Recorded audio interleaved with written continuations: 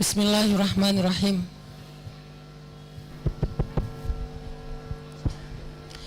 Assalamualaikum warahmatullahi wabarakatuh. Alhamdulillahirabbil alamin. Alhamdulillahilladzi bi ni'matihi tatimmus shalihat wa bi fadlihi tatanazzalul khairat wal barakat wa bi taufiqihi tatahaqqaqul maqasid wal ghayat. Asyhadu an la ilaha illallah wa asyhadu anna Muhammadan abduhu wa rasuluh.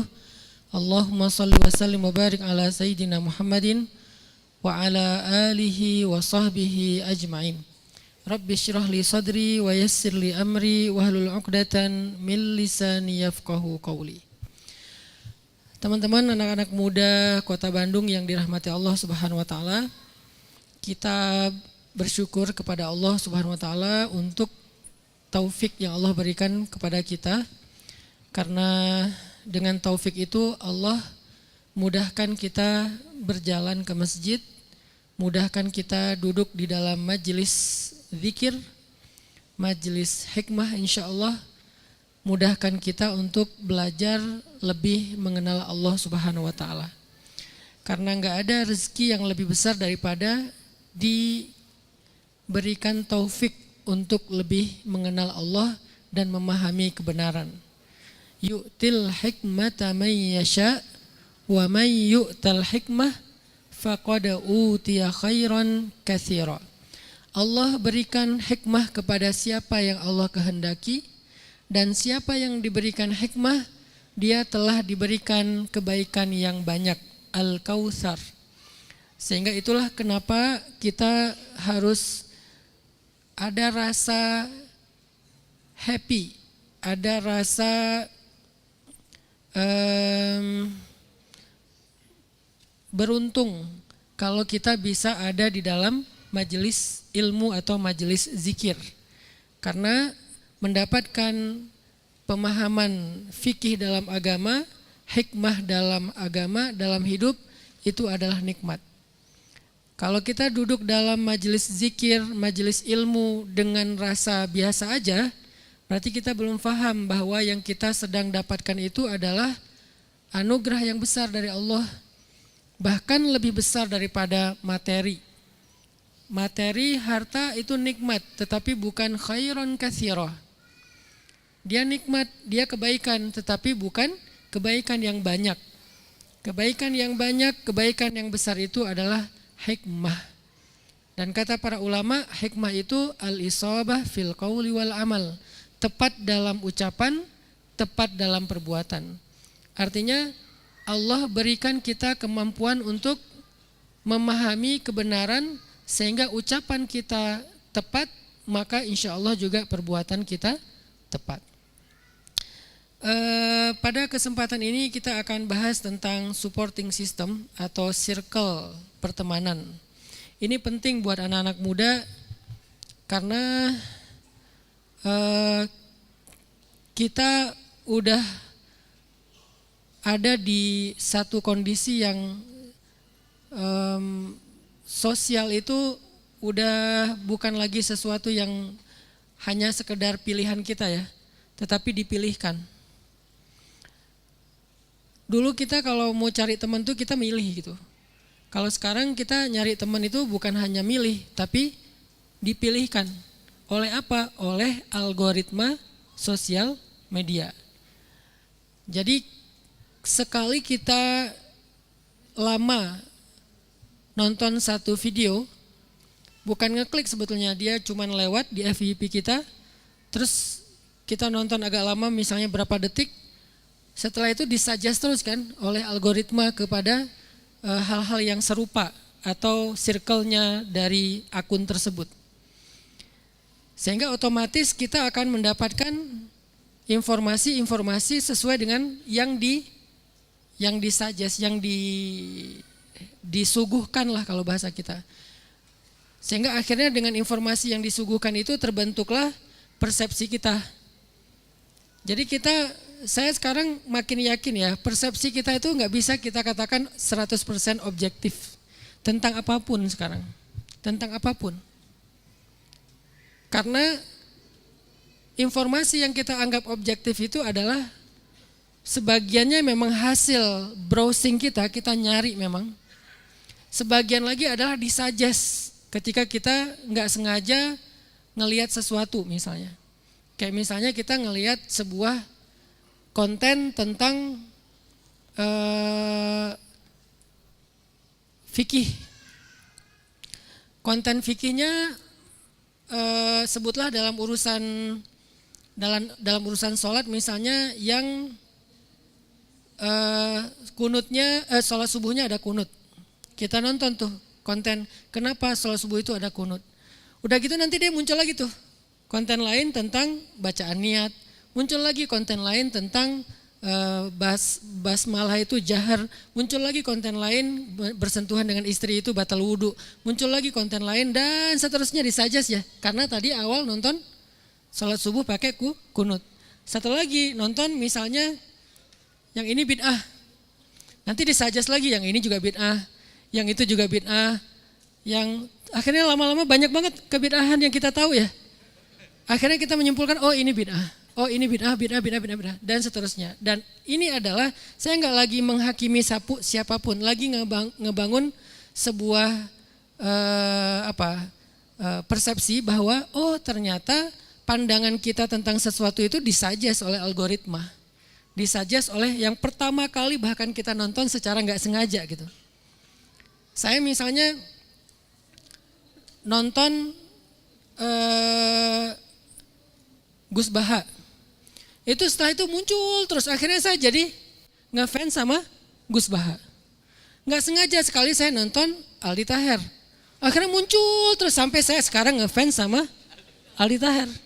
Jadi selain saya ngefans sama Gus Baha, saya juga ngefans sama Aldi Taher karena dia disuggest terus Aldi Taher sampai saya tahu lagu terbaru Aldi Taher yang Cinta Terhalang Tembok itu kan gara-gara disuggest.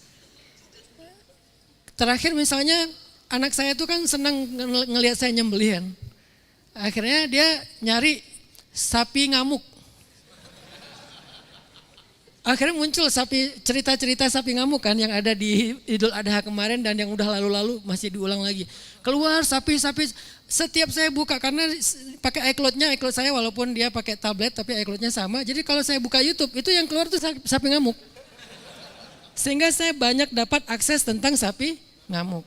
Teman-teman nonton penyembelihan saya, nanti akan muncul lagi penyembelihan walaupun banyak yang di blur, banyak yang cuman pas awalnya nggak sampai nyembelih, saya aja yang agak ekstrim nunjukin karena ada niat edukasi. Tapi kan kesuggest kan, maka itulah pertemanan kita hari ini. Algoritma mensuggest kita kepada satu konten, satu nilai, bahkan sebuah circle pertemanan di sosial media. Kita nge-following siapa. Itu kan nanti ada semacam suggest juga di atas ya. Kamu kalau mau follow ini juga karena dia follow ini misalnya. Akhirnya kita kalau nggak follow pun dia muncul lagi lama-lama ya udah kita jadi kayak nge-follow walaupun sebetulnya kita nggak following dia, tapi kita sering dapat informasi dari dia. Nah itu pertemanan hari ini di sosial media dan itu nggak bisa kita abaikan lagi. Itu sedikit banyak mulai mempengaruhi persepsi kita, mempengaruhi selera kita, mempengaruhi behavior kita, perilaku kita dalam keseharian itu diawali dengan persepsi kan tentang sesuatu di sosial media. Maka saya merasa bahwa belajar tentang circle, supporting system, pertemanan ini tuh penting di zaman sekarang. Sehingga walaupun kita nggak akan bahas ilmiah banget, lagi-lagi kita lebih kepada motivasi aja mencari circle yang positif yang bisa jadi support system kita. Tapi ini penting. Jadi kita nge-follow siapa, kita nge-klik konten siapa, itu penting untuk membangun persepsi kita tentang sesuatu. Dan belajarlah kalau misalnya mau objektif menerima informasi, klik versi yang menurut kita kayaknya bukan itu yang kita pengenin gitu kadang-kadang. Kadang-kadang harus kayak gitu, akhirnya kita, oh enggak gitu ya ternyata ya. Oh ternyata emang sosial media ini angle kamera banget ya. Kalau dilihat dari sebelah sini kayak salah, pas dilihat dari sebelah sini enggak salah. Walaupun emang dilihat dari mana juga salah. Seperti mengatakan, qala Rasulullah sallallahu alaihi wasallam fil Qur'anil Karim. Itu mah dilihat dari mana aja salah kan ya. Karena katanya Rasulullah bersabda di dalam Al-Quran, kan nggak ada Rasulullah bersabda di dalam Al-Quran. Ini dilihat dari angle manapun salah. Tapi ada beberapa kasus yang beda angle, beda kesimpulan. Dilihat dari sini kayak salah, dari sini salah banget, dari sini emang parah gitu. Jadi kayak emang beda-beda kesimpulan. Ada juga yang ekstrim, yang di sini salah, yang di sini nggak salah.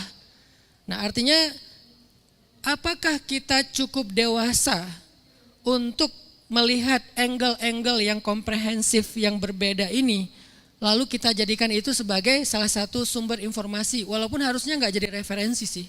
Karena sosial media kalau jadi referensi sangat rentan ya terhadap dibangunnya opini publik, akhirnya kita jadi ramai di antara kita sendiri gara-gara terbangun opini publiknya oleh sosial media, agak rentan banget sih.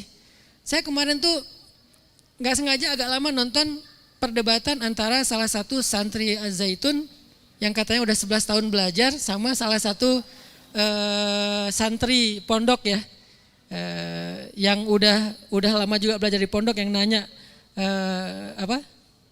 bukan Gontor kayaknya di Jawa Barat, yang dia nanya wajib wudhu itu apa aja gitu kan. Terus gara-gara itu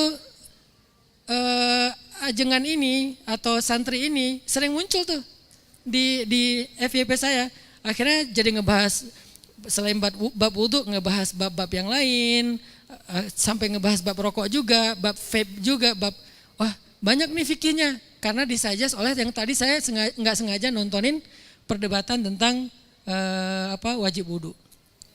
Nah mau nggak kita melihat dari berbagai macam angle sehingga kita mendapatkan informasi yang lebih imbang. Saya nggak bilang utuh ya, karena sosial media sulit sekali mendapatkan sebuah informasi yang utuh di sosial media. Orang kita nonton video aja nggak ada captionnya ya. Mau tahu informasi lebih lanjut, lihat aja di komen. Oh ini ya kejadiannya. Jadi follower yang ngasih kita informasi, bukan kreator ataupun yang punya akun. Itulah hari ini pertemanan kita, circle kita, supporting sistem informasi kita tuh ya kayak gitu terbentuknya. Nah lalu kita harus gimana teman-teman? Apa yang sikap, gimana cara kita berperilaku di kehidupan hari ini, urban, baik sosial media maupun keseharian. Maka kita membahas yang namanya support sistem, belajar tentang membangun circle pertemanan. Yang pertama saya pengen sharing tentang sebuah kisah. Jadi dulu ada namanya sahabat, namanya tuh Hanzalah Al-Usaidi.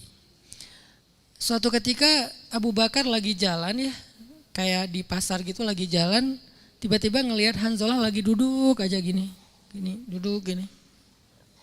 Terus Abu Bakar nanya, "Kaifa anta ya Hanzalah?" Gimana kabarmu Hanzalah, ada apa? Kan Abu Bakar ini temannya Hanzalah ceritanya. Jadi ini kayak tentang pertemanan ya. Jadi temannya ngelihat temannya lagi ngelamun, dia nanya, dia nyapa. Nah ini pelajarannya buat kita, kalau ada teman kita di grup yang jarang join, coba chat deh secara japri. Jangan dicuekin, kasihan. Karena kalau dia sering ada yang rame di grup dia nggak ikut nge-replay, nggak ikut rame, mungkin dia lagi ada masalah. Bukan lagi ada masalah sama orang grup, mungkin lagi ada masalah di rumahnya atau dalam kehidupan dia. Coba japri dia. Kaifa anta ya. Kalau bahasa Abu Bakar tuh kaifa anta ya Hanzalah, itu nggak sengaja ketemu, tapi Abu Bakar care gitu kan, ngelihat temannya, bukan teman akrab banget sebetulnya, ngelihat temannya ada yang duduk sendiri gini di dekat jalan gitu, ditanya kaifa anta ya Hanzalah, kenapa wahai Hanzalah, kamu ada apa, gimana kabarmu hari ini? Hanzalah langsung ngomong, nafaqah Hanzalah, Hanzalah itu sudah munafik. Subhanallah, madza taqul, kata Abu Bakar. Maha suci Allah, kamu ngomong apa Hanzalah, kok kamu ngomong kayak gitu? Pasti ada masalah besar kan, sampai dia menyimpulkan dirinya munafik. Nafaqah Hanzalah. Subhanallah, madza taqul ya Hanzalah, kenapa, kok ada cerita apa? Cerita ke aku gitu. Nah ini namanya support system. Jadi mau dengar cerita. Akhirnya Abu Bakar duduk di sebelah Hanzalah, Hanzalah cerita, ya Abu Bakar, wahai Abu Bakar, aku tuh kalau lagi ketemu Nabi, Hanzalah ini by the way dia katibur Rasulillah, dia penulis Nabi, penulis hadisnya Nabi. Aku tuh kalau lagi duduk bersama Rasulullah, Rasulullah cerita tentang surga, cerita tentang neraka, menceritakan tentang kebesaran Allah, rasanya aku dekat banget sama surga. Rasanya aku tuh kayak nyaman banget, tenang banget, iman aku itu ningkat banget kepada Allah. Tapi kalau aku keluar dari majelis Nabi, keluar dari rumah Nabi, keluar dari masjid Nabi, aku ketemu istri, ketemu anak, ketemu teman, ketemu urusan dunia, rasanya aku semua yang tadi aku dapatkan itu hilang seketika, seolah-olah aku ada di gerbangnya jurang api neraka. Udah dekat banget sama neraka. Sehingga rasanya aku nih kayaknya nggak benar orangnya, munafik banget nih. Merasa dirinya yang munafik. Abu Bakar sebagai sahabat, nih perhatikan akhlaknya, support system tuh kayak gini ya. Sebagai sahabat, kan kita tahu imannya Abu Bakar tuh di atas imannya kaum muslimin ya. Mungkin Abu Bakar gak separah Hanzalah sih. Naik turun tapi gak separah ini, yang lagi naik dekat surga, lagi turun dekat neraka. Tapi sebagai teman, Abu Bakar itu empati. Terus Abu Bakar bilang apa? Oh iya ya, aku juga kayak gitu. Ya udah yuk kita tanya ke Rasulullah. Ini adalah teman yang support system banget. Dia gak bilang, oh kirain. Gak ngomong gitu. Tapi dia mencoba untuk, ya kita sama gitu. Pengen merasakan apa yang dirasakan Hanzalah. Oh ya, iya ya aku juga kayak gitu selama ini. Aduh gimana ya, ya udah kita tanya Rasul yuk. Artinya Abu Bakar itu kayak, gak mau mematahkan atau menolak curhatnya Hanzalah. Seolah-olah ya sama. Ini orang-orang psikolog nih pasti ngerti banget nih metode ini. Kenapa kok dibikin Hanzalah itu jadi kayak merasa gak sendiri gitu. Ternyata yang gini bukan aku doang, ternyata dia juga gitu. Coba kalau misalnya dia orang yang gak empati. Oh ya udah banyak istighfar aja. Ya emang gitu sih bagi orang yang baru hijrah. Kayaknya kamu salah guru, kayaknya kamu dan segala macam dijudge gitu kan. Apalagi dimarah-marahin, kamu dasar ahli neraka segala macam. Itu kan nggak empati kan. Kalau Abu Bakar itu empati banget, dia langsung bilang, aku juga kayak gitu, gimana ya? Ya udah kita tanya Rasul yuk. Akhirnya ditemani sama Abu Bakar ke Rasulullah. Ditemani loh. Dan ini yang saya rasakan sekarang. Kemarin saya ke Pasuruan. Memang sengaja pengen ziarah ke kuburnya salah satu wali di Pasuruan, yaitu Kiai Abdul Hamid atau dikenalnya dengan Mbah Hamid. Ketemu sama cucu beliau yaitu Gus Ama. Pas mau ketemu sama cucunya, itu tuh udah malam loh, kita ziarah itu jam 11:30 malam. Tapi masih dianterin, dan itu enggak sekali saya ngalamin itu. Datang ke siapa dianterin, datang ke Habib Umar Al-Mutahhar di Semarang, dianterin sama Habib Muhammad Al-Mutahhar. Dianterinnya jauh, lalu pas udah beres diantar pulang lagi, sampai udah beres baru ditinggal.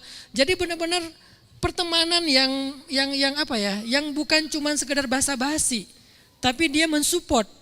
Saya mau kemana dia support. Yang pasti saya kemana-mana tuh diantarin sama Gus Mahathir. Saya mau ke Jakarta ketemu sama Buya SAS. Gus Mahathir terbang dari Jember ke Jakarta. Bayangin dari Jember ke Malang aja udah lebih dari 4 jam. Malang terbang ke Jakarta. Jadi beliau udah duluan datang, saya masih on the way di tol. Kenapa? Pengen nemenin saya, pengen ketemu sama misalnya Kiai, sama Habib atau siapa, itu ditemenin. Saya teringat Abu Bakar juga ketika ada sahabatnya yang punya masalah itu ditemenin. Padahal Abu Bakar mungkin ada hajat, ada keperluan, tetapi beliau mendahulukan hajat temannya yang ngerasa kayak lagi drop banget, lagi down banget. Apa perasaannya? Aku kayaknya gak benar nih, aku kayaknya munafik banget nih, aku kayaknya lagi berat banget nih spiritual, aku kayak lagi garing banget, lagi gersang banget dan seterusnya. Apalagi kalau tahu teman mau bunuh diri. Jangan dianterin ke tower atau ke jurang. Ya udah aku bantuin yuk, aku orangnya empati kok. Kamu mau apa sih? Mau bunuh diri. Jadi ini artinya Abu Bakar tuh orang yang sangat-sangat care, sangat empati, sosial emosionalnya tuh bagus banget. Sehingga di pertama Abu Bakar langsung nyamain diri dulu, aku juga gitu. Padahal enggak, kayaknya Abu Bakar enggak gitu deh. Walaupun Abu Bakar bukan basa-basi dan bohong ya, tapi ngerasa gitu. Saking low profile-nya Abu Bakar ngerasa gitu, bahwa ngerasa kayak ya sama juga saya dengan kamu. Bukan, enggak sih kalau aku sih kayaknya iman aku stabil deh. Cuman biar empati sama kita. Enggak gitu sih. Abu Bakar tuh humble ya humble benar. Kalau kita sih kan humble-nya humble flexing ya. Humble-nya humble pencitraan ordai itu kan. Saya nggak bisa apa-apa, posting. Saya mah orangnya nggak ada apa-apanya, posting. Ngomong humble tapi posting. Kalau Abu Bakar emang humble beneran. Dianterin yuk kita ke Rasulullah aja, nanya langsung. Akhirnya diajaklah Abu Bakar ke Hanzalah ke Rasulullah. Pas ketemu dengan Rasulullah, Rasulullah nanya, ada apa? Kata Hanzalah, ya Rasulullah, nafaqah Hanzalah. Hanzalah itu udah munafik ya Rasul. Ini delay atau beda playlist sih? Beda playlist?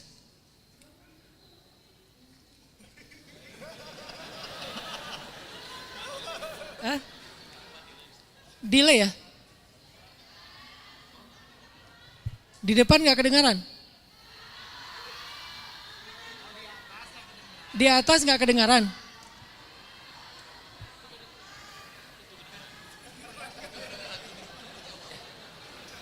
Bentar. Bentar saya tanya dulu. Teteh di atas kedengaran nggak?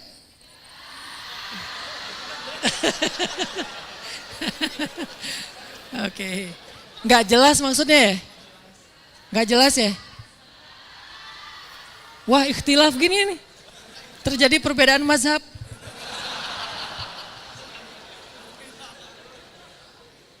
Oke.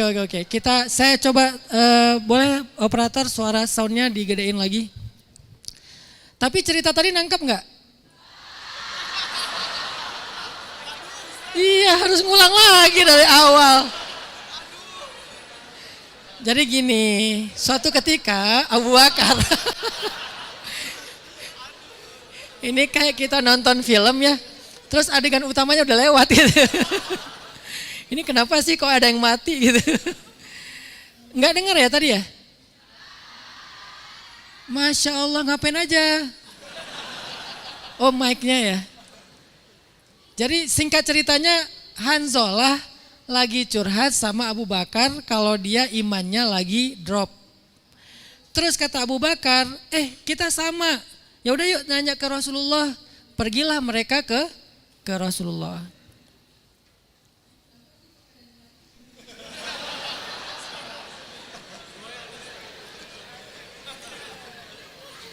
Kayaknya nggak ada kata-kata Hanzalahnya ya di sana ya. Beda playlist nih. Boleh diarahin ke sini aja biar kita nonton bareng. Terus pas sampai ke Rasulullah nanya, ada apa gitu. Kata Hanzalah, ya Rasulullah, nafaqah Hanzalah. Ya Rasulullah, Hanzalah itu sudah munafik. Kenapa kok kamu ngomong kayak gitu Hanzalah? Kata Hanzalah, kalau saya lagi dengan engkau ya Rasul, iman saya naik. Sampai rasanya saya udah ada di dekat surga, kayak sejengkal gitu jarak ke surga. Tapi pas saya pulang, iman saya drop langsung, seolah-olah saya ke neraka itu cuma sejengkal. Maka saya gak benar ya Rasulullah kayak orang munafik. Kata Rasulullah, wahai Hanzalah, seandainya kondisi kamu seperti ketika kamu ada bersamaku, maka kamu akan melihat malaikat datang berjabat tangan denganmu dan mengunjungi rumah-rumahmu. Tetapi saatan fasa'ah, ya ada waktunya iman naik, ada waktunya iman turun, wahai Hanzalah. Artinya apa? Artinya iman manusia itu emang naik turun. Kalau imannya bisa stabil, walaupun naik turun juga, cuman naik turunnya tuh masih normal, enggak gini. Tapi naik turunnya begini, maka dia akan menyaksikan malaikat musafahah, berjabat tangan dengan dia, dan malaikat akan datang ke rumahnya. Saking dekatnya dia dengan circle-nya malaikat. Nah, kira-kira apa maksud dari pesan Nabi bahwa ada waktunya begini, ada waktunya begitu, ada kondisi imannya lagi bagus sehingga malaikat bermusafahah, berjabat tangan, apa maksudnya? Sehingga nanti kita pelajari dalam konteks membangun circle pertemanan atau membangun support system dalam pertemanan kita. Insya Allah akan kita lanjutkan pembahasannya ba'dal isya. Barakallahu fikum.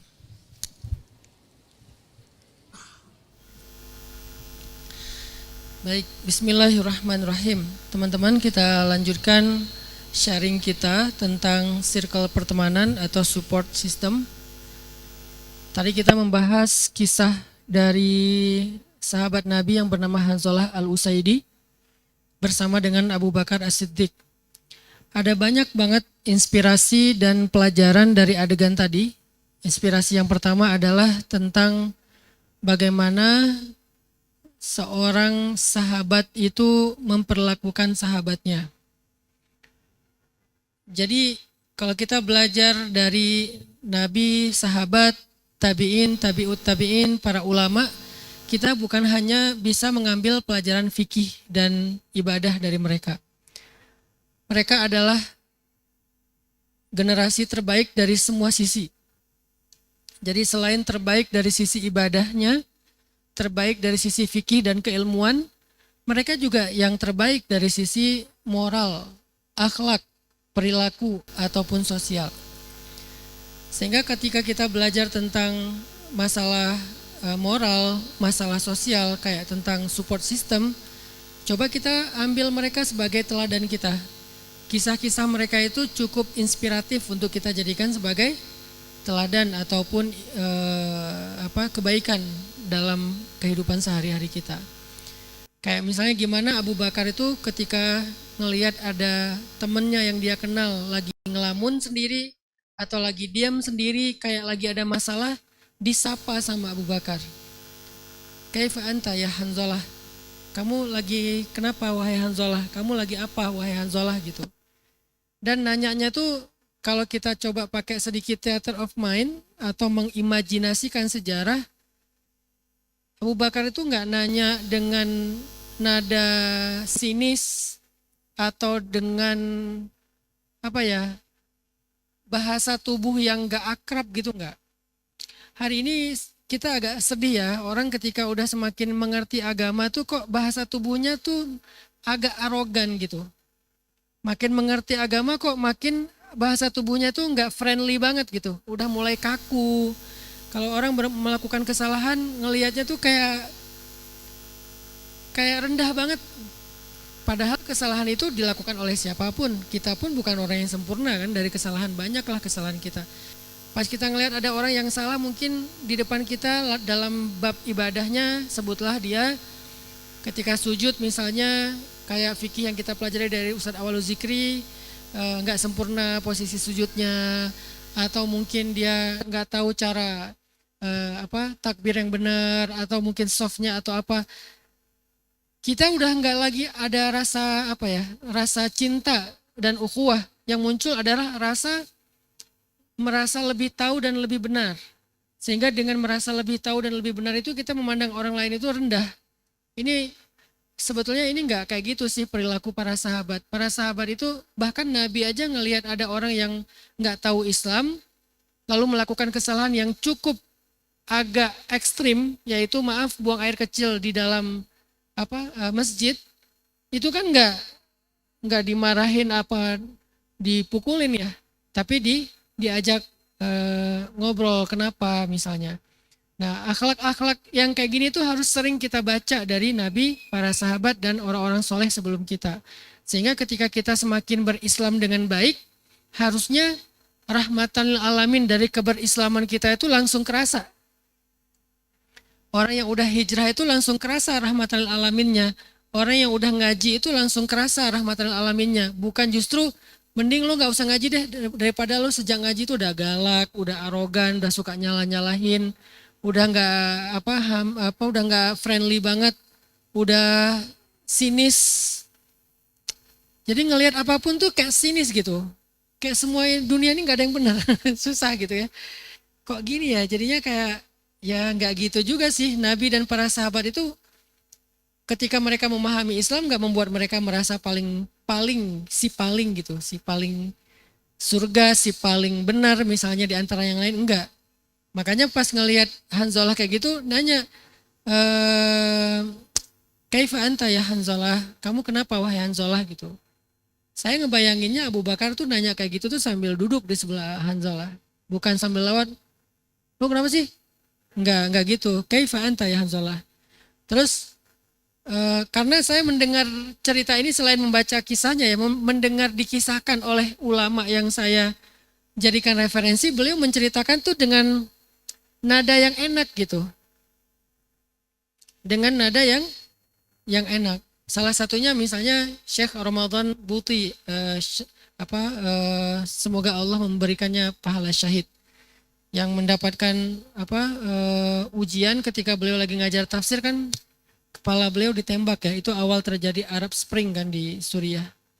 Ketika diceritakan oleh Syekh Ramadan Buti atau Syekh para ulama-ulama yang lain, itu saya mendengar kok kisahnya tuh kayak sahabat itu orangnya tuh akrab banget, terus perhatian banget, bukan yang gini-gini. Jadi enggak, ya Hanzalah, kenapa kamu? Enggak gitu sih nadanya. Ini nadanya, kaifa anta ya Hanzalah, kamu kenapa Hanzalah? Nah ini pelajarannya adalah peduli sama teman. Jadi kita jangan pas lagi ada maunya doang kita baru nyapa. Tapi belajar menyapa sebagai bentuk kepedulian. Dan mempedulikan saudara kita bagian dari sunnah Nabi. Mempedulikan keadaan saudara kita, sahabat kita, minimal circle kita aja. Itu bagian dari ukhuwah. Dan Allah suka dengan orang yang berukhuwah. Orang yang saling mencintai di dunia. Maka Allah juga akan mencintainya. Irham man fil ard, yarhamuka man fis sama. Sayangi yang di bumi, engkau akan disayangi yang di langit. Dalam bahasa perumpamaan. Maksudnya kalau kita saling berkasih sayang dengan sesama makhluk Allah, manusia, hewan, tumbuhan dan seterusnya, Allah juga sayang sama kita. Nah, Abu Bakar tuh orang yang orang yang sangat penyayang. Orang yang sangat penyayang. Sehingga nanya ke Hanzalah, kaifa anta ya Hanzalah? Terus Hanzalah karena yang nanyanya Abu Bakar dan kayaknya nyaman dalam bertanya, bisa curhat langsung. Kalau nanyanya nggak antusias kan pasti jawabnya nggak apa-apa kan gitu ya. Kamu kenapa sih? Nggak apa-apa. Kenapa jawabnya kayak gitu? Karena kita tahu nih orang juga nggak butuh. Kayaknya nggak serius-serius banget nanya kabar kita. Lo ngapain? Nggak ngapa-ngapain gitu aja. Tapi kalau kamu ada masalah ya gitu. Kan berarti kita lagi siap ya untuk mendengar. Nah karena Hanzalah juga tahu Abu Bakar siap mendengar, akhirnya Hanzalah curhat. Nafaqo Hanzalah. Hanzalah itu udah munafik, wahai Abu Bakar. Loh, subhanallah, madza taqul? Kamu maksudnya apa kok ngomong kayak gitu, kata Abu Bakar. Ya, karena kalau aku gini, terus Abu Bakar berusaha untuk memahami perasaan Hanzalah, enggak menghakiminya dengan mengatakan, aku pun demikian, wahai Hanzalah. Kita bisa nggak kayak gitu dalam komunikasi dengan pertemanan untuk membangun suhbah solihah, circle positif. Jadi pas di grup, di sosmed, kita tuh berempati sama orang. Jangan selalu merasa paling sempurna, paling ideal, paling keren, paling soleh sendiri. Karena Abu Bakar lebih berhak merasa kayak gitu daripada kita. Abu Bakar lebih berhak merasa kayak gitu karena di antara umat Islam gak ada lagi yang lebih baik daripada Abu Bakar kan, selain Nabi dan keluarganya. Ada Sayyidah Aisyah, ada ya. Tapi Abu Bakar tuh kalau ditimbang tuh kan imannya lebih daripada umat Islam gitu. Orang yang paling berhak untuk merasa lebih aja, merasa paling aja nggak ngerasa. Bukan basa-basi, emang nggak ngerasa gitu. Emang nggak ngerasa. Buktinya Umar tuh pernah menangis gitu. Dan kemudian nanya kepada Huzaifah ibnu Yaman, ya Huzaifah, kamu tuh kan hafal nama-nama orang munafik ya. Coba kira-kira ada nggak nama aku di antara list nama-nama orang munafik itu? Kata Huzaifah nggak ada, wahai Amirul Mukminin. Akhirnya dia tenang. Mereka tuh emang benar-benar nggak ngerasa. Kalau kita kan baru beramal sedikit, baru hijrah sehari 2 hari kan udah ngerasa paling ya. Mereka kan enggak. Udah sesoleh itu dijamin masuk surga, coba. Dijamin loh, 1 dari 10 orang yang dijamin masuk surga. Nomor 1-nya Abu Bakar. Belum lagi nanti hadis-hadis keutamaan Abu Bakar yang sangat banyak. Rasul sendiri yang ngomong. Abu Bakar langsung dengar dari Rasul. Bukan riwayat tiba-tiba keputus. Enggak, langsung dengar. Ini informasi itu langsung akurat gitu. Tapi enggak merasa tuh. Coba bayangin orang dari jamin masuk surga dari lisan Nabi. Orang yang udah banyak berkorban untuk Islam dari sejak awal dakwah, orang yang ibadahnya luar biasa, ketika ada temannya curhat bilang saya tuh udah munafik, oh saya juga sama Hanzalah, kita sama, bisa sehumble itu coba bayangin. Masih adakah sifat humble kayak gini dari generasi muslim, dari anak-anak muda Islam yang sudah hijrah, atau justru kita langsung membuang sifat humble-nya sahabat tiba-tiba jadi arogan, hanya dengan sehari 2 hari, sebulan 2 bulan kita belajar agama. Sejak kapan kita menjadi lebih daripada orang lain? Dan don't judge the book by its cover kan. Seringkali kita ngelihat orang tuh biasa aja padahal dia seorang ahli sarirah. Apa itu sarirah? Ibadah rahasia. Yang kita lihat dia penampilannya biasa, ternyata dia punya ibadah rahasia. Yang kita nggak pernah tahu. Makanya belajar dari Abu Bakar, oh ternyata membangun circle positif itu, bahasa Arabnya suhbah solihah, bi'ah solihah, itu memang harus punya humble, harus punya sifat rahmah. Rahmatal lil alamin itu sifat rahmah artinya. Lil alamin artinya ke siapa aja, kita rahmah gitu. Makanya kemarin pas kita bahas di kebun, mungkin teman-teman banyak yang nggak datang ya, fikih berkurban. Ternyata para ulama, jumhur, mayoritas ulama berpendapat hewan kurban itu boleh loh diberikan kepada non-muslim. Hewan kurban itu, daging hewan kurban itu boleh diberikan kepada non-muslim. Kecuali hewan kurban yang wajib, kayak kurban karena nazar, kurban karena ta'yin. Ta'yin itu udah, hewannya udah sejak awal dibeli itu, udah dibilang ini akan saya pakai buat kurban. Nah itu nggak boleh dibagi ke non-muslim. Tapi kalau hewan kurban yang bukan nazar, yaitu ibadah sunnah, itu jumhur ulama, mayoritas ulama berpendapat boleh dikasih kepada non-muslim. Limu'allafati qulubuhum, untuk mengikat hati mereka. Sebegitu rahmahnya, sebegitu penyayangnya Islam gitu. Apalagi hewan kurban yang diberikan pemerintah dari Baitul Mal, itu lebih luas lagi jangkauan pemberiannya. Malah boleh dijual hasil dagingnya. Jadi kalau kita dapat hewan kurban dari wali kota misalnya ya, itu dagingnya boleh dijual loh. Tapi kalau dari sesama kita nggak boleh dijual, kecuali fakir miskin boleh menjualnya. Sebegitu leluasannya Islam memikirkan kemaslahatan. Tiba-tiba kita merasa paling, bahkan apalagi kalau misalnya teman-teman baru belajar Islam pulang ke rumah semua disalah-salahin, kasihan ayahnya, kasihan ibunya yang tiba-tiba anaknya pulang, bapak, nadanya nggak gitu sih, itu nada timur ya, nada Sunda gimana sih? Bapak gitu, betul tidak? Dari nada agim, ya gitu deh. Mah gitu, mama kenapa gini? Mama nggak pakai jilbab, mama neraka. Iya nggak pakai jilbab itu salah, cuman cara menyampaikannya bukan dengan arogan kita udah pasti benar. Dengan kasih sayang. Dengan kasih sayang suami ke istri, orang tua ke anak, apalagi anak ke orang tua, sahabat ke sahabat. Memang kita kadang ingin kebaikan buat dia dengan nasihat, tapi dengan kasih sayang. Watawasau bil haqqi, watawasau bil marhamah. Jadi untuk menjaga rahmahnya, menjaga kasih sayang diantaranya, selain watawasau bis sabr. Akhirnya Abu Bakar bilang, aku juga sama wahai Hanzalah. Yaudah yuk kita tanya ke Rasul. Berangkatlah ke Rasul. Rasul ngasih nasihat yang tadi. Nasihatnya apa? Sa'ah fasa'ah. Jadi emang ada waktunya, saatnya kayak gini, ada saatnya kayak gitu. Tapi artinya maksud dari hadis ini ya belajar terus. Jangan nyerah wahai Hanzalah. Jangan nyerah. Memang ada kondisinya kita lagi lemah. Ya udah berusaha lagi. Nah hadis ini nggak bisa kita pahami sendiri. Harus kita kaitkan dengan ayat dan hadis yang lain. Supaya terbangun persepsi yang utuh tentang maksud Rasulullah Shallallahu Alaihi Wasallam. Di dalam surat At-Taubah ayat 119 kita pernah bahas ini juga. Allah Subhanahu Wa Taala berfirman, Ya ayyuhalladzina amanu taqullah wa kunu ma'as shadiqin. Itu nanti di rumah saya kasih challenge ya teman-teman, tolong baca tafsir dan asbabun nuzul dari ayat ini. Itu ceritanya indah banget tentang Ka'ab bin Malik. 3 orang yang yang di istilah kita tuh dikucilkan oleh Nabi selama 50 hari. Kalau ibarat sosial media itu di unfollow, kemudian bahkan di blok. Kan ini berat banget kalau udah di blok ya. Pernah di blok gak sih? Kalau nggak pernah berarti baik banget deh. Kadang kita di blok oleh orang yang terdekat kita rasanya gimana? Pernah nggak di blok sama istri? Yang nggak ada Ustadz, orang masih sendiri, oke. Di blok oleh sahabat, pernah nggak? Rasanya gimana? Berat banget kan? Apalagi ini di blok sama Rasul. Arti di blok di sini Rasulullah nggak mau ketemu.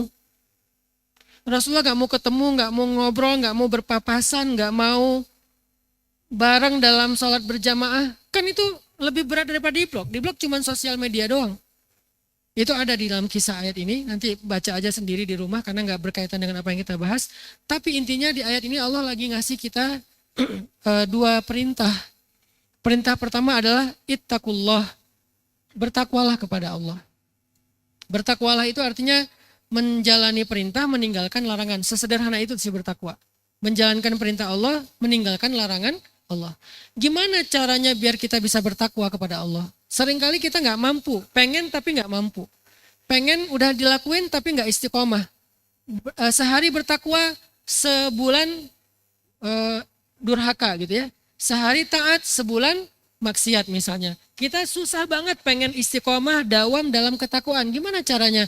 Allah kasih perintah yang kedua. Kunu ma'as shodiqin. Sertailah orang yang benar. Sertailah orang yang benar. Ayat ini meminta kita untuk mencari support system dalam ketakwaan. Karena kita nggak bisa takwa sendiri. Kita harus berjamaah. Berjamaah itu artinya punya circle. Berjamaah itu bukan sekedar punya organisasi ya. Kalau diterjemahkan jamaah itu organisasi agak berat sih. Tapi minimal punya circle, punya pertemanan. Walaupun kita nggak punya nama geng, nggak punya nama organisasi, tapi pertemanan, circle aja, berjamaah. Itu penting dalam menjalankan ketakwaan. Nggak bisa kita sendiri. Apalagi kalau kita sering sendiri, malah kita lebih dekatnya kepada wasawisus syaitan. Karena kalau kita sendiri itu kita lemah.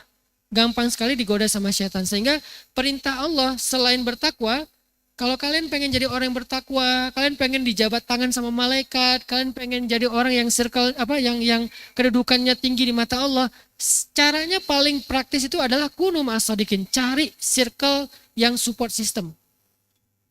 Apa yang kalian butuhin untuk disupport? Pengen sholat berjamaah, cari yang bisa support kalian dalam sholat jamaah.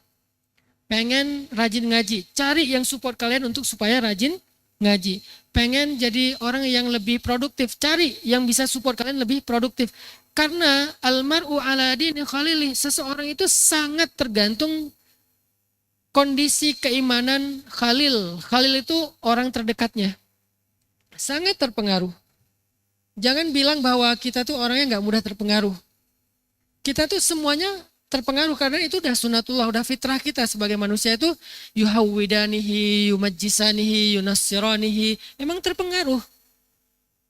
Sehingga karena kita sadar diri orang yang gampang terpengaruh, carilah yang bisa mempengaruhi kita kepada yang positif. Kalau kita sebagai orang tua, carikanlah untuk keluarga kita, anak-anak kita yang bisa mempengaruhi dia kepada yang positif.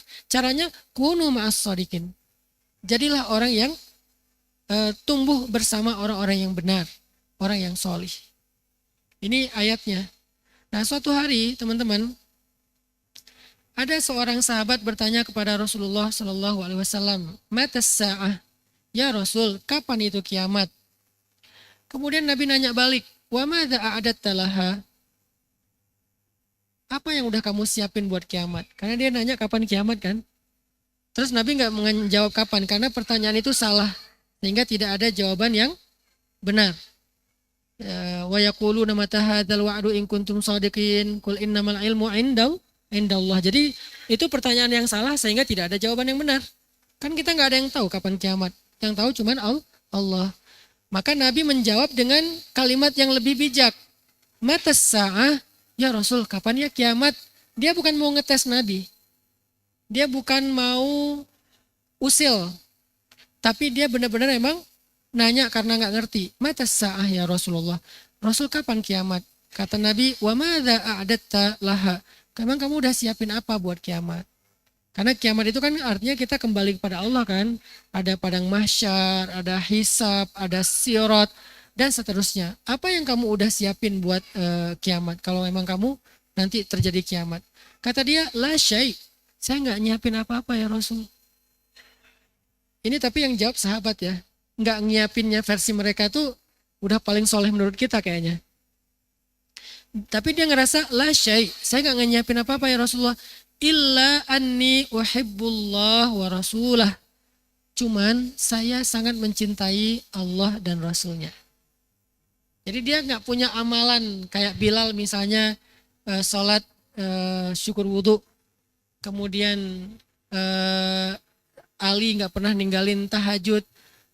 Sahabat siapa yang zikirnya luar biasa, Abdullah ibnu Zubair yang sholat duhanya sampai hinggap merpati. Kan semua sahabat itu punya amalan-amalan hebat ya.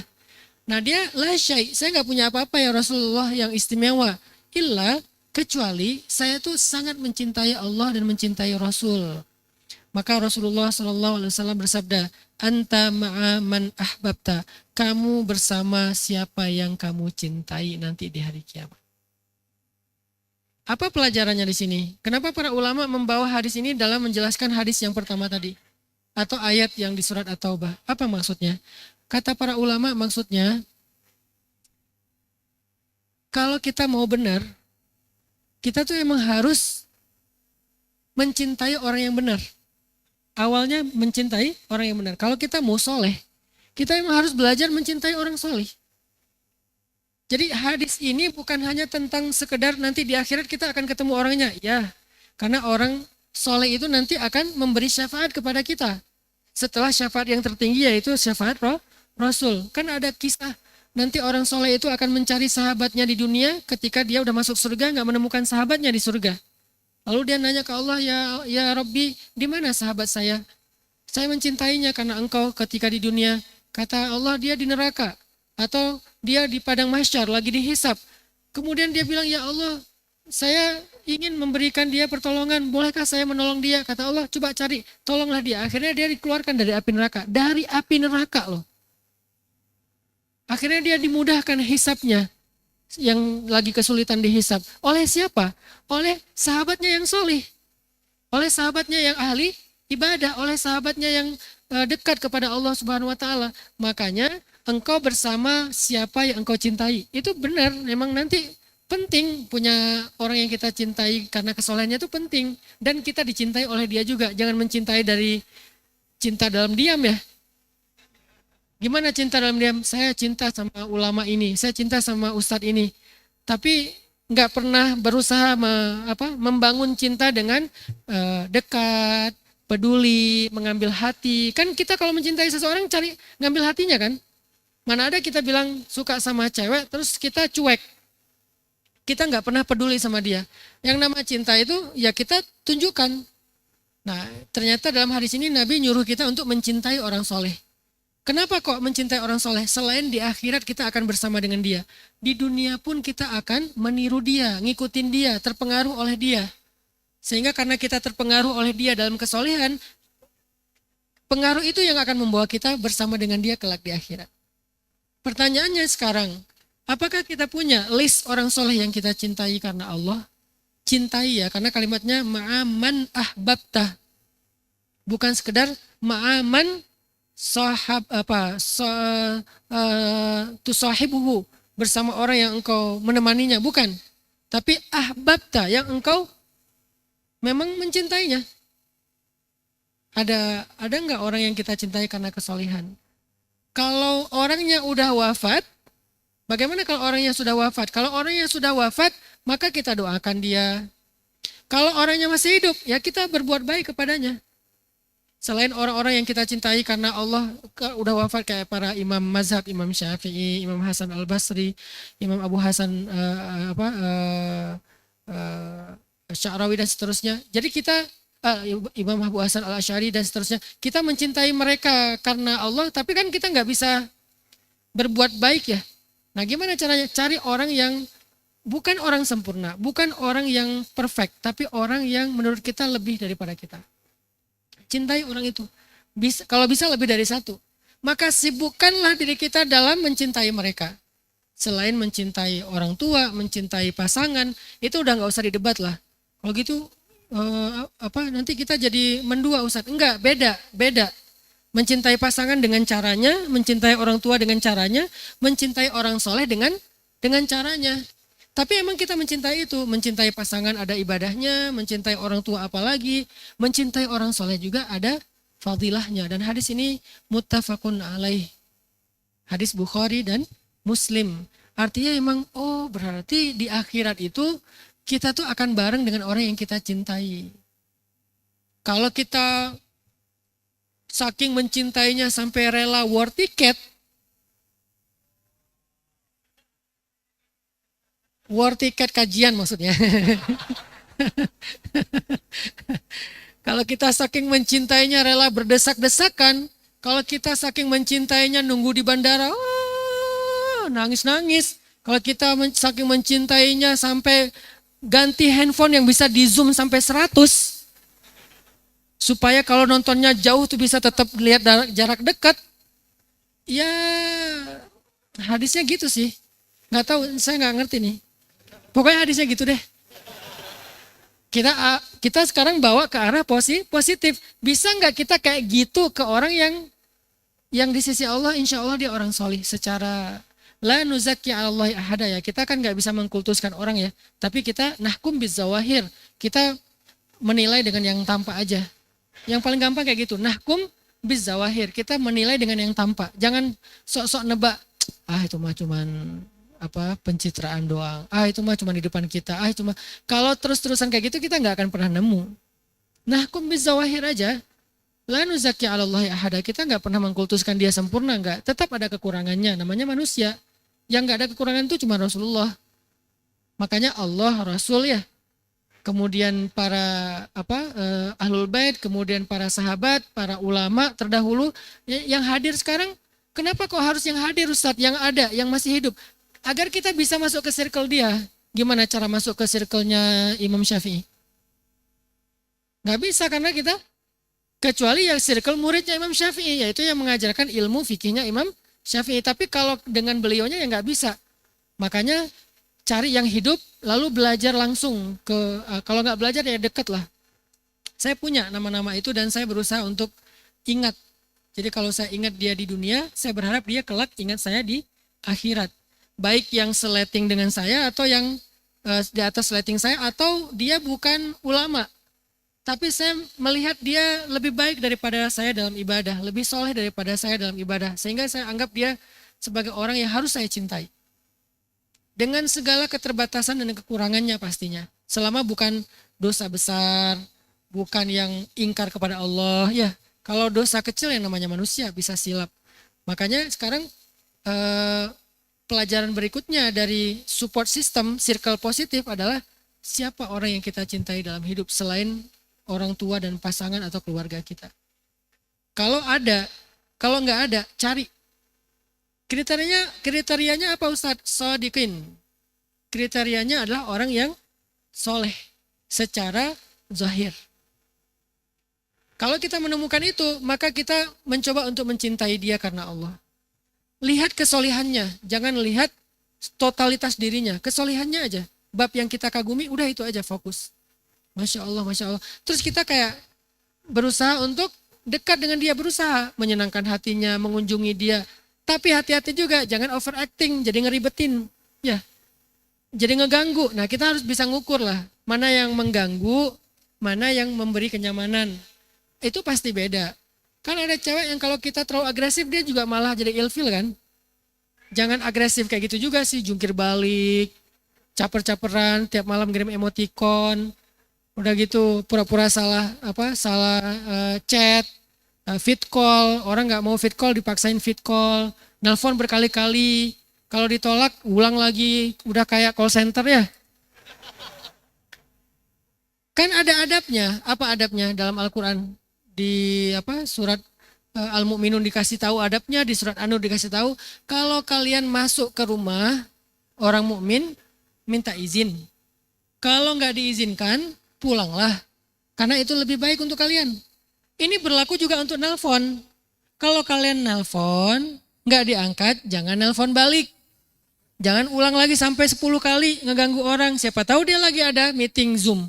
Kita telepon, hilang pula dia ke lockout gara-gara kita. Akhirnya tiba-tiba dia harus masuk lagi ke Zoom, harus masuk lagi gara-gara telepon kita misalnya. Settingannya belum di ini sama dia. Jadi adabnya kayak gitu, kita jangan ngeganggu. Cuman berusaha untuk dekat. Berusaha untuk membangun hubungan yang baik dengan orang tersebut. Jadi anta ma'a man ahbabta, kamu bersama siapa yang kamu cintai. Di mana? Kelak di akhirat. Cari, insya Allah masih ada lah, walaupun bukan orang-orang yang sempurna. Di sekitar kita tuh baik teman kita, atau guru kita, atau saudara kita. Ada aja orang yang insya Allah lebih baik agamanya daripada kita. Terus dalam hadis yang lain Nabi juga bersabda, ini juga hadis Bukhari Muslim, kata Nabi, "Salasun man kunna fih wajada halawatal iman." Ada 3 hal Kalau kita punya 3 hal ini, kita akan ngerasain iman itu, ibadah itu nikmat banget. Pernah nggak sebelum tidur kangen tahajud? Pernah Ustadz? Itu namanya halawatul iman. Pernah nggak hari Selasa kangen hari Kamis? Aduh udah lewat nih hari Senin, kangen hari Kamis. Pernah nggak beres tilawah, kangen pengen tilawah lagi? Pernah nggak pulang dari masjid, kangen ke masjid lagi? Kalau pernah, itu namanya halawatul iman. Gimana rasanya? Indah banget. Kalau belum pernah, coba berusaha. Nanti akan ada satu titik di mana kalian ngerasain bahwa yang namanya dengar ngaji itu lebih indah daripada dengar musik. Walaupun saya mengambil pandangan fikih bahwa tidak semua musik itu haram. Tapi saya sepakat mendengar ngaji lebih baik daripada mendengar musik. Itu udah pasti nggak bisa dibanding lah. Nggak apple to apple banget udah.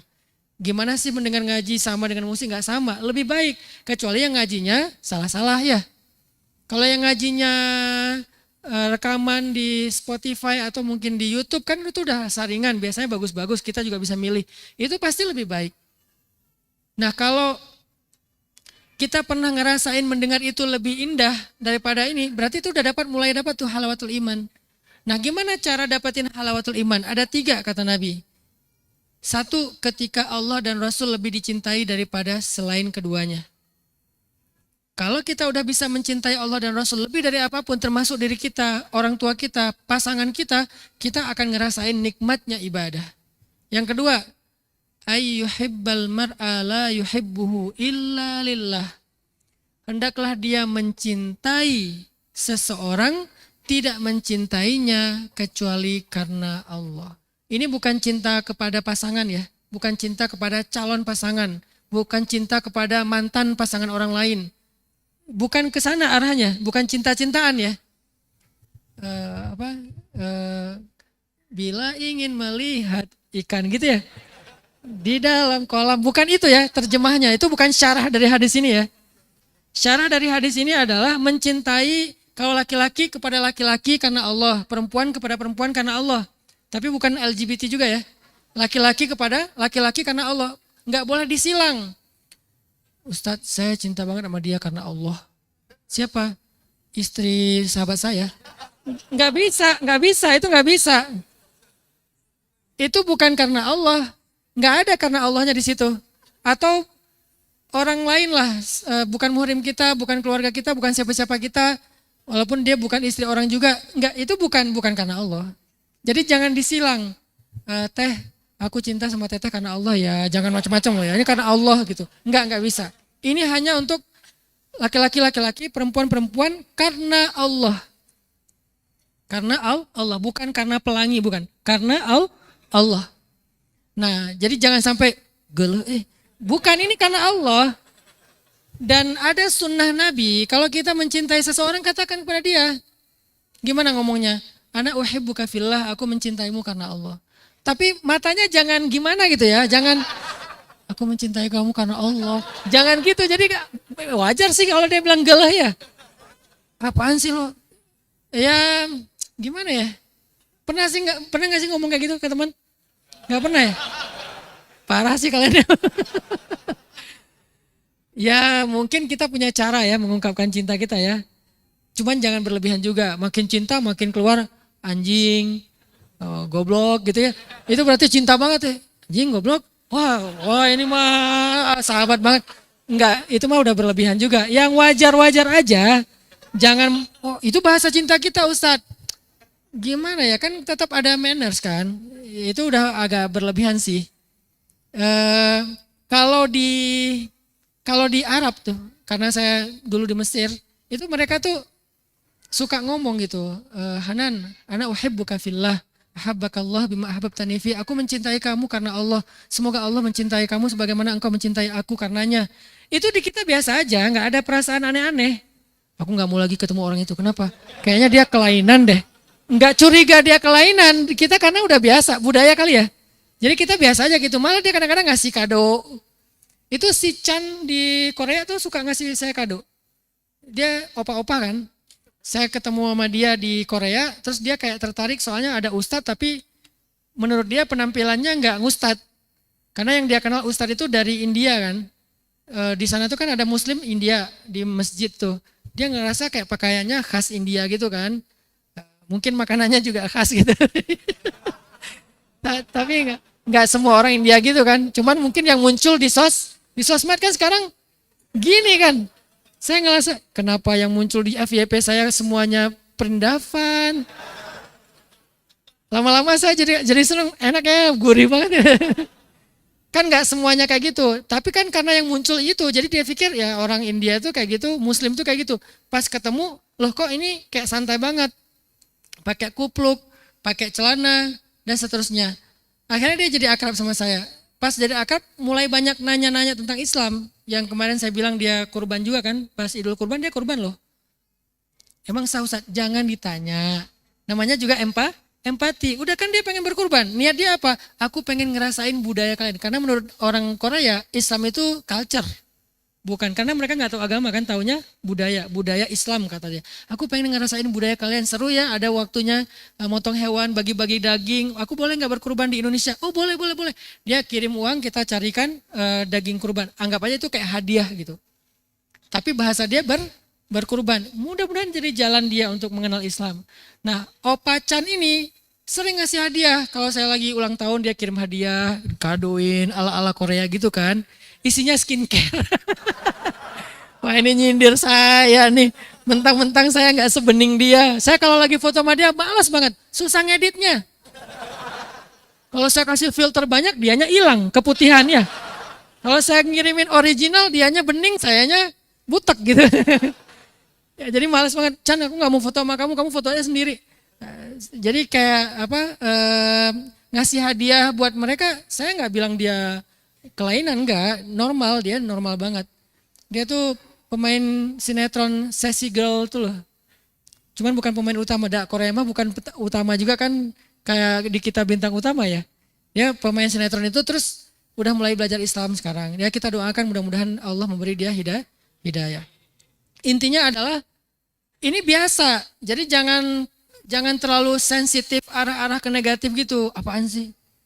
Udah kita jauh-jauhan, bahaya, misalnya gitu. Enggak, karena ada sunnah Nabi mengatakan, terserah gimana bahasanya, tapi bahasa yang sunnahnya, ana uhibbuka fillah. Tapi kalau nggak bisa kayak gitu, apa ya tadi, anak apa tadi ya, ana uhibbu apa ya, supermi atau apa ya tadi. Kalau nggak hafal, katakan dengan bahasa kita. Kalau nggak bisa ngomong dulu, karena memang culture-nya beda, katakan dengan, bukan dengan bunga ya. Katakan dengan perhatian, kita perhatiin sama dia, lo gimana, lo butuh apa segala macam. Ke orang yang kita anggap dia lebih soleh. Apalagi orangnya memang selain soleh berilmu. Yang insya Allah kita berhusnuzon dia menjadi orang yang dekat di sisi Allah SWT. Makanya hendaklah mencintai seseorang tidak mencintainya kecuali karena Allah. Yang ketiga, ayyakraha ayyauda ilal kufri kama yakrahu ayyuqadhafa finnar. Membenci kepada kekufuran sebagaimana dia benci kalau dia masuk ke dalam api neraka. Ini beda tema tapi akan sampai ke level itu kita gak suka dengan dosa. Tapi poin yang kedua adalah ternyata kalau kita pengen halawatul iman, iman itu ideal, yaitu berarti kita harus punya circle, suhbah solihah. Kalau circle itu mendukung kita sering silaturahim. Makanya budaya datang ke ulama, datang ke kiai, datang ke habib, datang ke ustadz. Itu budaya bagus teman-teman. Kalau bahasa di Jawa Timuran, Jawa Tengahan itu sowan kan. Itu tuh budaya bagus, itu bukan budaya hanya NU, bukan. NU mempopulerkan sebuah budaya yang bagus, sunnah Nabi, yaitu apa? Datang ke ulama, datang ke orang solih. Dan itu sesuatu yang baik sekali untuk kita jadikan sebagai lifestyle kita. Gimana cara datangnya Ustaz? Apa nggak ngerepotin? Kita lihat kondisi. Kalau kita datang ke rumahnya ngerepotin, maka kalau di Jawa itu datang ke pondoknya. Kalau dia nggak punya pondok, datang ke majelisnya kan gitu kan? Sebagaimana ayahnya Imam Al-Ghazali suka duduk di majelisnya ulama di masanya.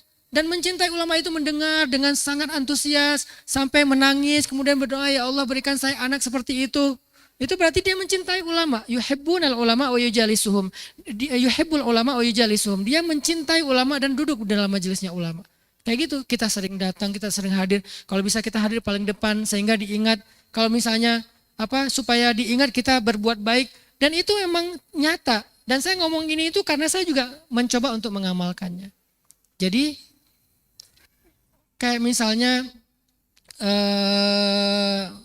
sebutlah ada ustadz kita lah, Ustadz Amri Fatmi, Ustadz Awalu Zikri.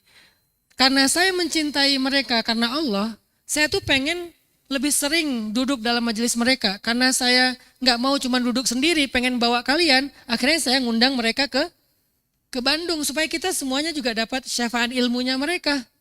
Kebaikan dari tabarruk dari ilmunya mereka. Kayak gitu caranya. Jadi berusaha, pas mereka datang ke sini, saya pengen menyenangkan hati mereka. Misalnya penginapannya cari yang terbaik. Kemudian kalau dia nginepnya di kebun, di pesantren di Cilengkrang, ya udah kasih kamar yang terbaik.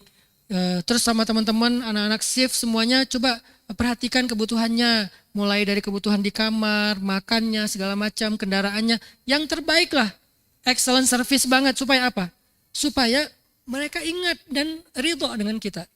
Sehingga kalau mereka ridho dan ingat dengan kita, insya Allah nanti di akhirat juga ingat dan ridho dengan kita. Sebagaimana mereka ingat di dunia, akan ingat juga di akhirat. Kalau di dunia nggak ingat, di akhirat nggak ingat. Bikin dia ingat kita di dunia. Si Fulan kemana ya? Kan Nabi suka nanya, Fulan kemana? Karena Nabi ingat dengan dia. Itu yang kita lakukan teman-teman. Mencari circle yang positif. Yang terakhir, kenapa saya bikin pesan _trend? Kenapa nggak bikin pondok pesantren? Pondok pesantren itu lembaga pendidikan formal untuk melahirkan calon-calon ulama. Itu udah keren banget. Tapi yang membutuhkan wadah untuk belajar itu bukan hanya para santri. Anak muda yang bukan santri juga butuh. Yang ngampus, yang SMA, yang sekolah umum, kan kita semuanya juga butuh kan, butuh wadah untuk belajar Islam tapi yang enggak seberat pondok pesantren. Akhirnya saya bikinlah sebuah wadah pesan _trend, plesetan pesantren. Apa sih sebetulnya ini? Tempat nongkrong anak muda. Tujuan saya bikin pesantren yang di Cilengkrang itu supaya anak muda di Bandung dan sekitarnya punya circle positif dalam nongkrongnya. Makanya kita pengen konsepnya ada kafe, forest konsep, masjidnya, kafenya di sebelah masjid supaya kalau azan gak jauh-jauh untuk ke masjid. Kemudian ada banyak fasilitas-fasilitas untuk entertain, hobi dan seterusnya. Sehingga anak muda yang nongkrong di sana, dia tuh ketemunya dengan yang sefrekuensi otomatis. Dan itu terjadi sama pemuda hijrah. Akhirnya karena sefrekuensi, rata-rata tahun kemarin 2022 itu banyak banget anak shift yang nikah sesama anak shift. Karena udah sefrekuensi. Walaupun mungkin sebagiannya emang itu yang dicari. Nggak bercanda. Tapi maksudnya kan alhamdulillah akhirnya ketemu jodohnya yang sama-sama belajar. Nggak pacaran loh mereka, padahal mereka bukan santri loh. Tapi nggak pacaran. Maksudnya ya biasa aja gitu. Ketemu cewek bukan yang berarti juga nggak sekaku itu juga sih. Ya biasa aja, cuman nggak pacaran, nggak berdua-duaan, nggak akrab-akrab, curi-curi apa misalnya waktu dan segala macam. Enggak. Tapi positif. Yang laki-lakinya main volley misalnya. Kenapa saya posting main volley? Bukan mau nunjukin jago, nggak jago sama sekali. Orang sering gini bolanya ke dalam jadi basket ya. Mau gini malah bolanya ke sini jadi main basket. Bukan jagonya yang saya pengen tampilkan, tapi vibes-nya. Bahwa di sini tuh kita bisa nongkrong, bisa have fun bareng, kita bisa seru-seruan bareng, bisa berkuda bareng. Berkudanya pun yang saya tampilkan apa? Karena ada Alperen dari Turki aja kemarin kita agak serius nembak ya. Biasanya apa? Hujan-hujanan kan? Terus dangdut-dangdutan tuh yang apa? Ida Lela tuh.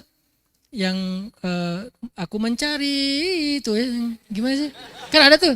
Terus yang saya berenang, apa yang ditampilkan? Jadi buaya kan, buaya darat. Buaya darat itu kan yang saya gendong Ertugrul. Bukan jagonya karena saya nggak ada yang jago. Tapi vibes-nya, happy-nya, fun-nya. Dan itu terbentuk di pesantren. Sehingga kalian bisa nongkrong, diskusinya nanti pelan-pelan akan mengarah kepada bicara tentang Allah, bicara tentang akhirat, bicara tentang surga. Itu gak bisa sekaligus teman-teman. Emang awalnya kaku. Kebayang gak kita lagi nongkrong, sesungguhnya Allah berfirman. Kan agak gimana ya di awal-awal ya. Pasti gak nyaman kan, karena gak biasa kan, kecuali Ustadz ya. Kalau Ustadz kita kan langsung gini, oh iya Ustadz. Tapi kalau sesama kita, apa sih lo? Pelan-pelan. Pengalaman saya di Jamaah Tablik, Kita tuh kalau nongkrong di jamaah tabligh itu nggak pernah ngomongin kecuali tentang kebesaran Allah. Pasti ngomongin tentang kebesaran Allah. Jadi nggak kerasa tiba-tiba iman kita tuh naik tuh pas nongkrong di tabligh itu. Khurut 3 hari keluar-keluar, pas pulang dari khurut udah kayak jadi malaikat. Kayak baru pulang Isra Mi'raj, langsung kayak bersih banget, langsung imannya tuh rasanya kayak bener kayak kata Hanzalah tadi, kayak dekat banget dengan surga. Tapi baru setengah jam keluar udah dekat dengan akak lagi. Maksudnya dapat dari mana teman-teman? Dari obrolan, dari topik yang kita bicarain. Maka bangunlah tongkrongan kayak gitu. Jadi bangunlah circle yang positif di tempat yang nyaman, di tempat yang santai, bukan harus dikondisikan ke taklim. Taklim ini udah oke, tapi kan kita nggak selalu di taklim. Bisa nggak kita di grup juga kayak gitu, di sosmed juga kayak gitu, di tempat nongkrong main juga gitu. Saya lagi, kalau masjid udah jadi, ini challenge saya memang membereskan masjid ya. Kalau masjid udah jadi, saya pengen bikin beberapa fasilitas anak muda yang lain selain volley. Nanti ada, bahkan ada, kemarin udah ngobrol sama teman-teman mau bikin forest skate juga. Kan dulu memang senangnya skate, udah lama kan nggak nyoba skate lagi tuh, udah beralih kemana-mana, udah sampai ke kuda segala macam, pengen ada forest skate yang agak ala-ala hutan gitu. Supaya apa?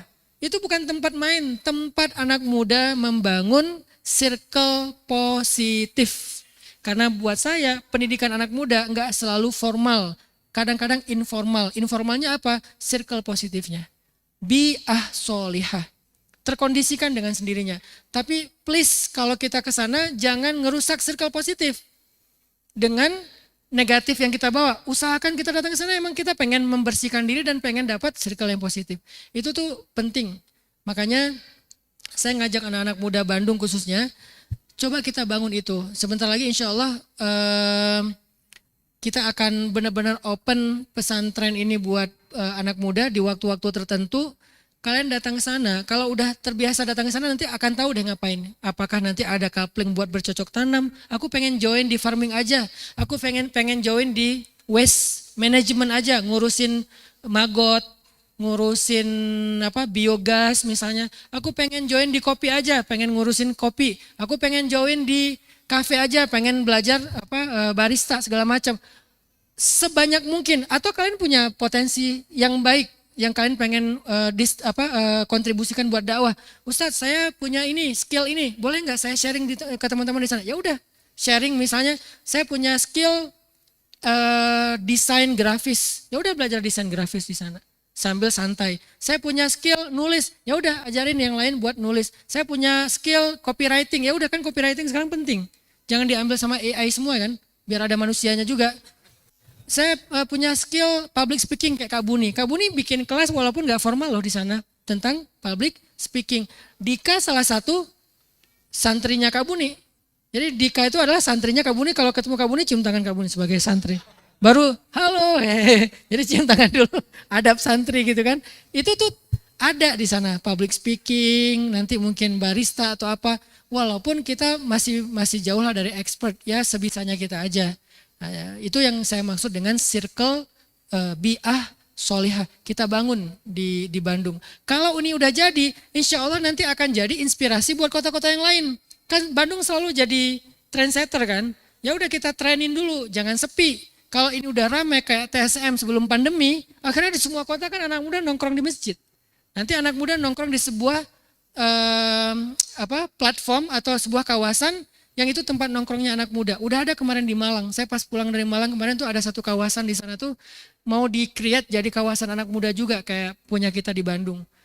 Terus di Pekanbaru juga pengen bikin. Di Medan apalagi udah dari lama pengen bikin banget. Cuman mereka masih kendala dengan branding dan seterusnya.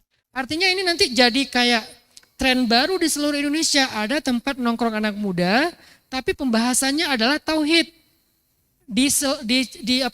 Diselingi dengan di sela-sela ngomongin tentang masalah copywriting, sambil ngomongin tentang masalah barista, sambil ngomongin tentang masalah farming, semuanya bisa dibawa ke tauhid, semuanya bisa. Masya Allah ya, Allah menciptakan. Saya ngelihat salju aja ya, pas lagi di Jepang pas lagi kita main ski itu pas lagi hujan salju. Saya tahan gini, saya tampung gitu hujan saljunya. Itu emang kan bentuknya kan Masya Allah ya, salju sekecil semut, itu ada bentuknya dan bentuknya rumit banget. Siapa yang menjadikan itu begitu indah? Allah. Belajar tauhid, oh Masya Allah ya, Allah Maha Kuasa, yang kecil aja bisa dibikin berbentuk. Kenapa nggak sih Allah turunkan salju ya bulat-bulat aja lah biar nggak repot.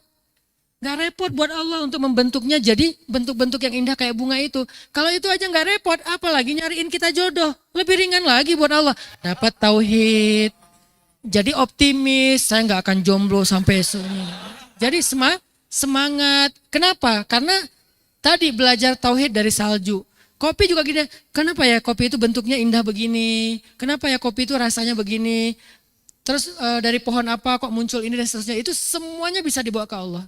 Terserah kalian. Jadi nggak ngomong Allah berfirman, Rasulullah bersabda. Itu kayaknya materi Ustadz, jangan ngambil job desk Ustadz ya. Kalian mah tafakur. Nah, topik tafakur. Coba topik tafakur ini dibawa dari angle kalian. Misalnya ahli apa? Public speaking. Oh, ngomongnya gini. Sebetulnya ngomong di depan umum itu bukan tentang artikulasi aja. Bukan tentang nada atau intonasi suara. Bukan tentang PD. Tapi nomor satunya adalah minta Allah yang melancarkan lisan kita. Rabbi syrah li sadri wa yassir li amri wahlul 'uqdatan min lisani yafqahu qouli. Dan itu buat saya pegangan saya banget tuh. Karena saya bukan seorang yang jago public speaking. Saya nggak bisa orasi. Satu-satunya yang saya andalkan kalau lagi mau sharing sama anak muda kayak gini, biar kalian berkenan di hati, adalah ya Allah mudahkan lisan saya. Saya nggak bisa ngomong, saya nggak tahu mau ngomong apa juga. Takutnya salah ngomong atau malah di hatinya nggak berkenan. Itu tauhid tuh. Akhirnya pas mau ngelamar cewek, Rabbi syrah li sadri wa yassir li amri wahlul 'uqdatam. Dari mana dapat? Dari kelas public speaking. Ternyata bawanya ke tauhid. Ngomongin apa lagi? Entertain, misalnya kayak olahraga. Ternyata olahraga itu kayak berkuda ya. Kalau berkuda itu tafakurnya banyak banget. Allah menundukkan hewan kuda ini untuk manusia. Kalau nggak ditundukkan kita nggak bisa loh berkuda. Ada yang mirip kuda tapi nggak ditundukkan. Akhirnya nggak bisa ditunggangin. Siapa? Zebra. Ada yang pernah nembak panahan pakai zebra? Nggak ada. Karena zebra tidak ditundukkan untuk manusia. Sehingga nggak ada yang pacuan zebra. Nggak ada pacuan zebra karena zebra nggak bisa ditunggangin, bakal ditendang tuh sama dia kayak yang judul tadi zebra ngamuk. Nah yang ada Allah menundukkan kuda untuk kalian. Oh berarti kuda ini kebesaran Allah, Allah tundukkan sehingga kita bisa menungganginya dan nyaman dan seterusnya. Ada tafakur di situ. Apalagi olahraga yang disukai Nabi udah pasti banyak tafakur banget tuh, menembak memanah. Ya yang walaupun bukan olahraga di zaman Nabi, tetap aja olahraga yang positif, yang endorfin, ada aja tafakurnya. Coba jadikan itu topik ketika nongkrong di kebun, nongkrong di forest camp, nongkrong di pesan_trend. Insya Allah nanti kalian kalau lagi pengen healing atau kayak lagi Hanzolah, lagi ngerasa imannya lagi lemah nih, naik aja ke atas. Di atas atau janjian sama teman duduk nongkrong di atas. Di atas ya tadi ngobrolinnya tentang tafakur. Yang saya pernah cerita pas saya lagi belajar farming. Saya baca buku The Miracle Life of Plants. Ternyata tanaman itu bisa baca pikiran kita. Oh Masya Allah ternyata tanaman itu hidup ya. Akhirnya ngobrol sama tanaman, disangka orang gila. Kenapa? Karena ada rahasianya. Oh ternyata tanaman itu dia bukan cuma benda mati. Oke kita yakini dia hidup, tapi apakah sebegitu komunikatifnya dengan interaktifnya dengan kita? Ya, makanya Nabi Daud itu ketika berzikir pengennya di alam. Lalu alam, gunung kata Allah kan, wahai gunung berzikirlah kamu bersama Daud. Gunung itu kan bukan cuma bebatuan, yang ada pohonnya, ada hewannya, ada burungnya, ada segala macam termasuk hewan melatanya, kan itu gunung. Semua ekosistem yang ada di gunung, semua ekosistem itu berzikir bersama Daud. Berarti Daud itu nature friendly banget dalam ibadahnya. Nah ini jadi pembahasan tafakur tentang farming. Sampah, Allah itu gak suka banget dengan mubazir. Kalau Allah gak suka pasti ada solusinya. Oh ternyata bisa loh gak mubazir, caranya begini. Yang sampah organik jadi ini, yang sampah yang gak organik jadi ini. Selalu ada Allah di dalam setiap topik kita. Maka kita udah membangun circle tadi. Kalau udah membangun circle itu, insya Allah kita bisa menjadi orang yang safahat kumus malaikah. Malaikat itu berjabat tangan dengan kita. Kalau kita nggak ngerasain malaikat jabat tangan, jangan pura-pura ngapain loh lagi salaman sama malaikat. Jangan halu ya, jangan halu juga. Ya udah kita rasain aja malaikat membersamai kita. Malaikat ngedoain kita, malaikat berselawat untuk kita. Kita rasain itu dengan hati, dengan iman. Syaratnya satu. kunu ma'as shadiqin. Carilah circle orang solih, cintai mereka, duduk bersama mereka, bersamailah mereka, tumbuhlah bersama dengan mereka. Itu pentingnya suhbah as-solihah. Mudah-mudahan kita bisa mempraktekkan teladan dari Abu Bakar dan Hanzalah. Kita bisa memiliki komunitas ataupun circle yang shadiqin, dan mudah-mudahan kita memiliki orang yang kita cintai karena Allah di dunia, yang kelak dia akan menyelamatkan kita kelak di akhirat. Allahumma inna nas'aluka ilman nafi'a wa qalban khashi'a wa lisanan sadiqa wa amalan salihan makbula. Ya Allah, beri kami ilmu yang bermanfaat, hati yang khusyuk, lisan yang benar, dan amal yang Engkau terima ya Allah. Rabbana atina fid dunya hasanah wa fil akhirati hasanah wa qina adzabannar. Subhanakallahumma wa bihamdika asyhadu an la ilaha illa anta astaghfiruka wa atubu ilaik. Wassalamualaikum warahmatullahi wabarakatuh.